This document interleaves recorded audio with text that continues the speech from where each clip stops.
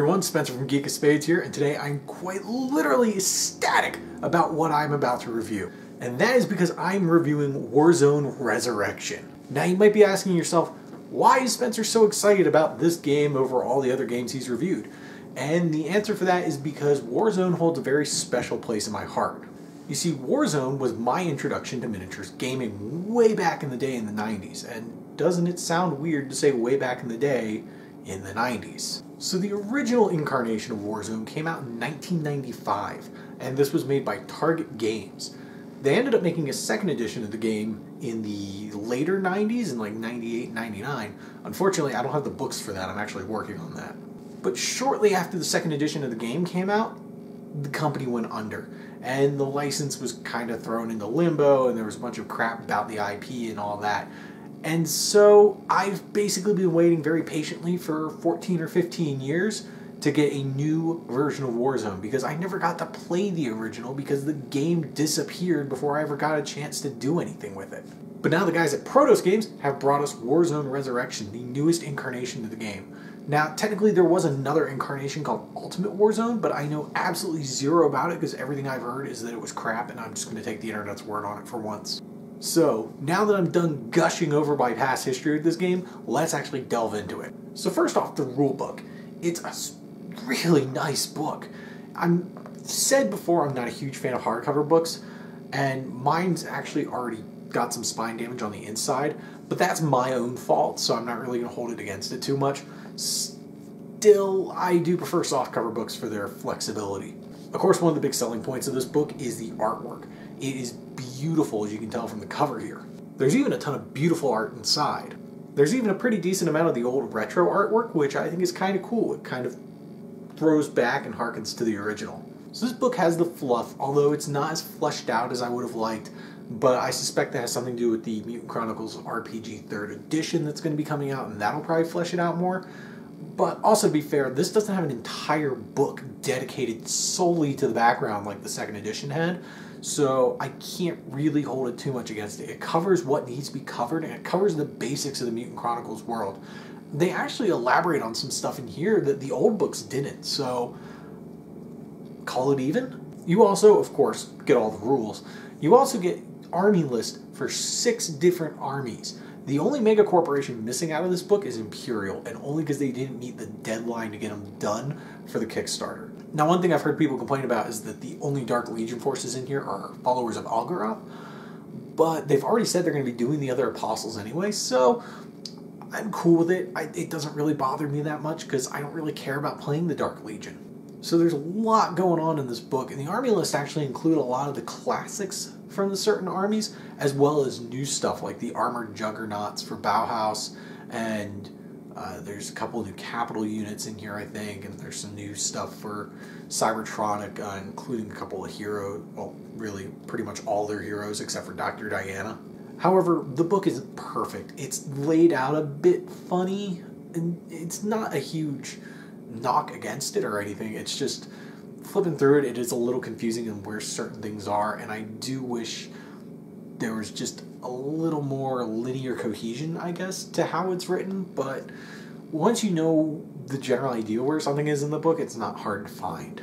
The other only major complaint I can really have about this book is that it doesn't have a gallery of the miniatures in it. There's really only like 6 miniatures you really get to see in detail.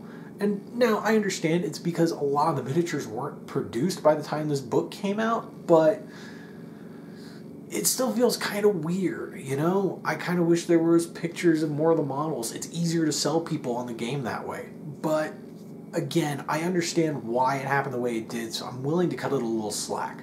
I will say, however, that I'm absolutely in love with these 2 pages. It's just an armory. It's just showing off art of the different guns for the different armies.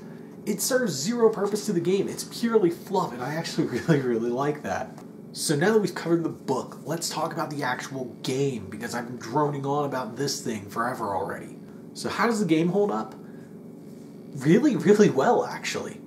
It takes a lot of the things from the old games and then simplifies it, and I know in this day and age, for whatever reason, saying a game is a simplified version of its former self is just some sort of horrible thing, and it always has a negative connotation, but in this case it's a good thing, because the second edition rules for Warzone were a massive headache because there was just so much crap going on.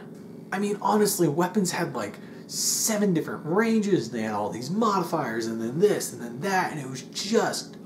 So yeah, this game takes all the greatness of Warzone and streamlines it to the point of actually being playable and enjoyable. It falls into that weird category where it says it's a skirmish game, but it has units of guys on the table. So it's kind of like War Machine almost, in that sort of gray area between skirmish and army. It never really is going to get as big as like a 40k game, but it's never going to be as small as, say, an Infinity game. And I'm okay with that. It actually found a really good sweet spot. Another way it's similar to War Machine is the units of guys. Each individual model activates on their own, but they still act as a unit. So every model in the game, unless otherwise stated, it's usually just vehicles, have 2 action points that they can use to move, shoot, fight in melee, blah blah blah. They can also do stuff like squad actions, such as suppressing fire and stuff like that. So you still get a sense that these guys are a squad, they're a unit, but they can each do their own individual thing, which really does open up a lot of tactical possibilities, which is something I'm huge on. So much like older iterations of Warzone, it's a D20 roll-under system. Now correct me if I'm wrong here, but I'm pretty sure Warzone was the first miniatures game that used a D20 instead of D6s. So, you're welcome, Infinity, and Dark Age, and all these other games that are now using D20s. Still, I like that. As tried and true as the D6 is, there's only so much you can do with a D6. There's only 6 numbers on it. So, the D20, I love they kept that in. I love they kept it a roll-under system. It feels like Warzone, and that's what I wanted. I've been waiting a decade and a half for this to happen, and they actually did it right. And I also just want to point this out. I am insanely happy that this game has unit stat cards. This day and age, every damn miniature game should have these, because not having them is travesty. Speaking of cards, Warzone's main gimmick is that it combines miniatures and cards, and not in a way where it's a diceless system. Instead, you get these. These are resource cards, and based on the warlord you take, they give you a certain number, and then each squad leader you have will give you another one. And these are used kind of like mana in Magic the Gathering. You turn to burn, which is their version of tapping, and it gives you resources which you can then spend to play other cards that you build a deck out of. So you have 3 different types of cards in the game. There's gear, tactical, and strategy. And you get a bunch of these cards with each unit, and then the starter box comes with a ton of cards as well. And while I'm not huge on cards being shoehorned into all my miniatures games lately, these are actually handled pretty well. Basically, you build your deck, and then you draw a card at the beginning of your turn, or you draw cards if you can, and then you use your resource cards, like mana, you spend them to be able to play those cards, and these cards actually change the way things happen in the game. You can switch ammo types and weapons, you can give guys defensive bonuses, you can give units special types of grenades, and all sorts of cool stuff. So it's actually handled really well. And probably the best part about the cards is that you really only need the resource cards. You can play the game without those other cards, because these are the only things you'll ever actually need, only because certain unit abilities require you to burn resources to do them. So if you're not keen on having a deck of cards that you have to build before every game, all you need are these. And just as a quick aside, in case you're wondering, that's how many cards I have just for my Bauhaus army. And that's just from the starter box, and then 3 units and a hero. So yeah, you get a lot of cards really quick. I have an equal size stack of cards, this exact same damn size, for my Brotherhood force. That's insanity. So are the rules perfect? Not necessarily.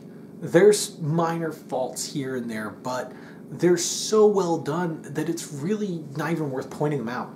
The only thing I can really point out is the sentry action. Maybe I'm just not reading it right, or maybe I'm just completely retarded, but I cannot for the life of me figure out exactly how it's supposed to work. It says you can do a ranged combat action against an enemy unit, but it also says it's 2 actions to do it, but then you can spend 1 action to do the act, but it doesn't make sense because you only get 2 actions, and I assume it's you spend 2 actions and you get a free action to do whatever you're going to do in Sentry, and it works kind of like Overwatch or something, but it's one of those things I think could have been worded a little better, probably could have benefited from, an extra paragraph explaining exactly how it works. Now, one of the things about the game is you always have to have a warlord to lead your army, and as far as the ones in the actual book, they're all named characters, which I was really, really worried about, right up until I saw that they have an entire section of the book dedicated to making your own warlord. Yeah, there's 2 pages in this book dedicated to making your own character. You take a generic stat line, and then you spend points to upgrade their stats and give them weapons and all this and that and give them special abilities. And it's really cool. It adds a whole new sense of character to the game because it means if you do end up with a bunch of spare parts, you could build your own hero, literally stat them out, and use them as your leader. So you don't have to use the pre-made characters in the book. And I think that's really, really cool. It's awesome that they give you that option. So one of the huge selling points of this game is the miniatures line.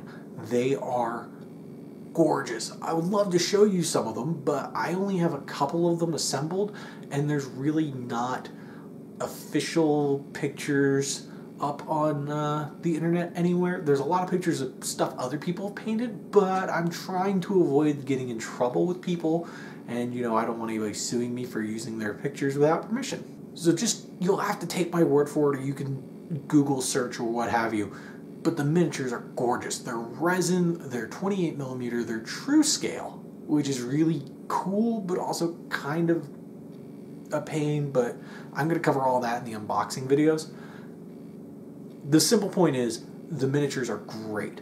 They look amazing. So in case you haven't already guessed, I'm definitely giving a recommendation to this. Not only out of pure nostalgic, orgasmic joy, but out of the fact that it's a damn good game with an awesome miniatures range. This is a great game. It's everything I've wanted in a Warzone game for the last decade and a half.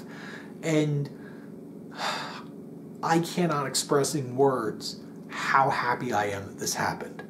This is what I've been waiting for. This is the game I have wanted to see happen since I got back into miniatures gaming. So yeah, Warzone Resurrection is an awesome game and gets a huge, huge recommendation from me. And if you want to see more Warzone Resurrection, be sure to keep it right here to Geek of Spades, because we're going to be doing tons of stuff for this game, including unboxings. We're going to be doing bat reps. We're going to be doing a Learn to Play series for it as well. So if you want Warzone, we're your guys. Thanks for watching, everybody. I'll see you later.